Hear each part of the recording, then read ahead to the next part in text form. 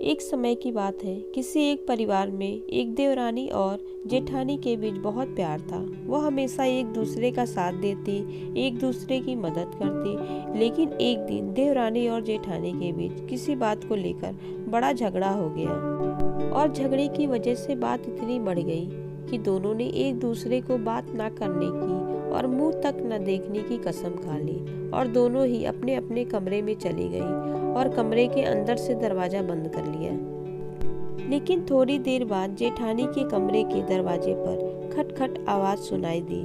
तभी अंदर से जेठानी ऊंची आवाज में बोली कि कौन है। तभी बाहर से आवाज आई, दीदी मैं हूँ। तभी जेठानी ने अपना दरवाजा जोर से खोला और देवरानी को सामने देखती हुई बोली, अभी तो बड़ी बड़ी कस्में खा गई थी कि कभी बात नहीं करेंगे, एक दूसरे का मुंह तक नहीं देखेंगे। अब क्या हुआ, क्यों आई हो?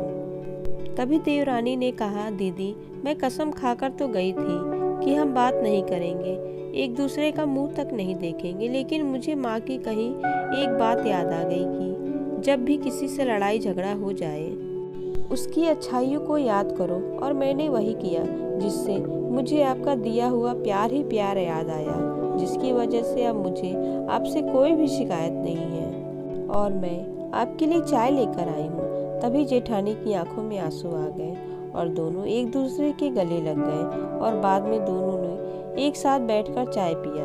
अपने जीवन में हमेशा याद रखें कि क्रोध को क्रोध से नहीं जीता जा सकता, बल्कि क्रोध को प्यार से जीता जा सकता है। जिस प्रकार आग आग से नहीं बुझती बल्कि पानी से बुझती है, उसी प्रकार हमारे रिश्ते में क्रोध को क्रोध से नहीं जीता जा सकता बल्कि प्यार से, संयम से जीता जा सकता है। Hello friends, Ram Ram. आज की टकरार भरी कहानी कैसी लगी आप लोगों को कमेंट में जरूर बताइएगा। ऐसे ही मज़ेदार कहानियाँ सुनने के लिए चैनल को प्लीज़ लाइक एंड सब्सक्राइब जरूर कर दीजिएगा। नमस्कार।